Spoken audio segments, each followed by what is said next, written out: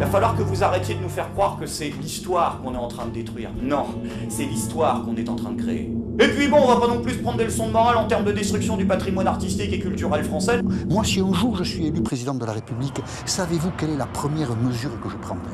Je raserai le château de Versailles. Donc, on voit tous ces immeubles haussmanniens qui sont véritablement à chier.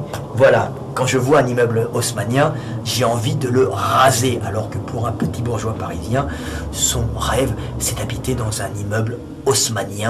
Vous étiez au pied des immeubles, des fils de pute qui vous enculent. Vous êtes magiques.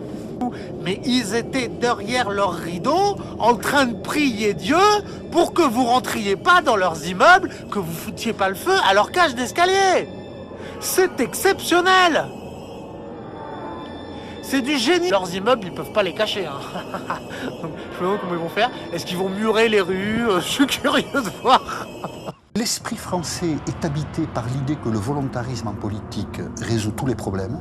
En temps de paix, les acteurs économiques doivent être dominants et l'État doit être à leur service. C'est une idée à laquelle nous n'accédons pas en France. C'est plutôt une idée anglo-saxonne. Et c'est pour cette raison, l'esprit politique français est fabriqué par le souvenir de Louis XIV, de Napoléon et du général de Gaulle. Moi, si un jour je suis élu président de la République, savez-vous quelle est la première mesure que je prendrai? Je raserai le château de Versailles. Parce que Henri, il a une proposition sympa.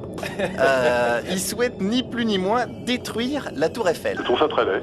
Je pense que c'est une horreur et je suis partisan de détruire la Tour Eiffel en effet. Et si les gens ont été autant choqués, c'est parce que des photos des dégradations ayant eu lieu à l'Arc de Triomphe ont massivement tourné sur les réseaux sociaux, relayées par la team Macron et la République En Marche, comme cette statue. Regardez cette statue qui a un trou dans la tête, t'as vu ça? Avec un pavé, avec un caillou, ils ont réussi à... Alors à votre avis, bande de glands, petit quiz, s'ils arrivent à défoncer une statue avec un jet de cailloux, c'est parce que A, Saitama a été invité à la manif, ou B, parce que c'était une copie en plâtre des années 30, hein?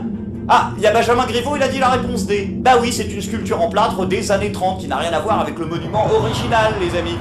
Donc effectivement, là encore, on est en train de faire une révolte populaire massive comme on n'en a pas vu dans ce pays depuis très longtemps. Et effectivement, on a cassé une statue.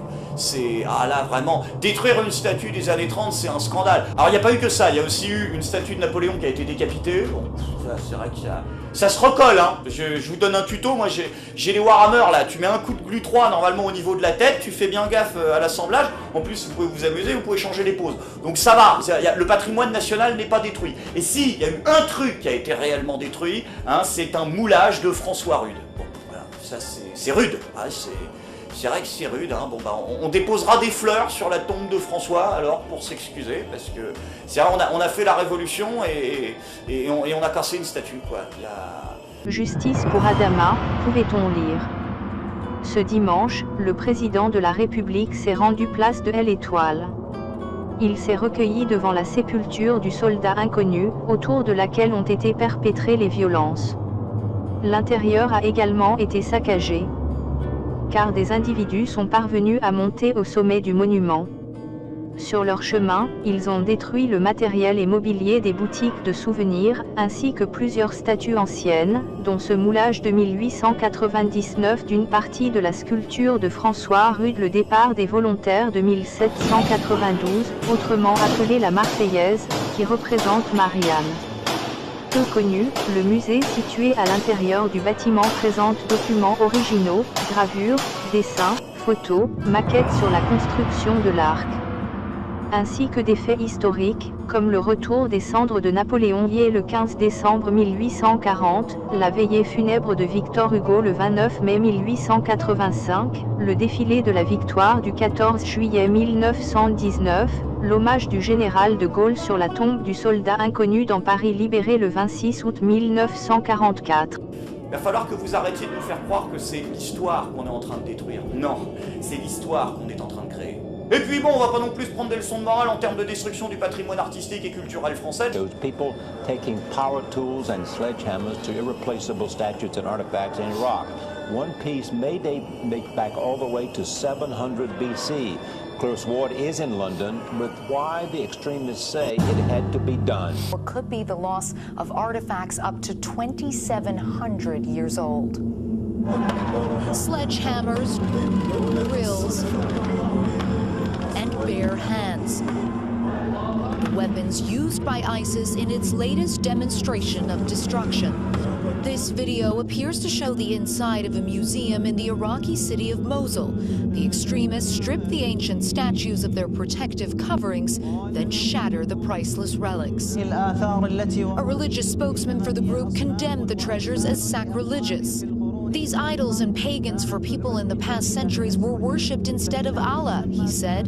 When Allah ordered to destroy and remove them, it was an easy matter. We don't care, even if it cost billions of dollars. Here, a militant at an archaeological site is seen destroying an ancient winged bull, a symbol of an Assyrian deity. The artifact is believed to date back to 700 BC. This means the irreparable loss. Organization devoted to the preservation of art and antiquities. It roots us in our origins. It understands that we are part of a much larger picture, a picture that is as diverse as the world itself. Since seizing control of Mosul last June, ISIS has been meticulously purging the city of its diverse history. Last summer, the militants blew up this ancient tomb, believed to be the burial place of the prophet known as Jonah in the Bible and Yunus in the Quran. When ISIL destroys dozens of shrines in Mosul, these acts of vandalism are a tragedy for all civilized people, and the civilized world must take a stand. Alors il n'y a pas eu que ça, il y a aussi eu une statue de Napoléon qui a été décapitée. Bon, c'est vrai que ça se recolle, hein. Je vous donne un tuto, moi j'ai les Warhammer là, tu mets un coup de glu 3 normalement au niveau de la tête, tu fais bien gaffe à l'assemblage, en plus vous pouvez vous amuser, vous pouvez changer les poses, donc ça va.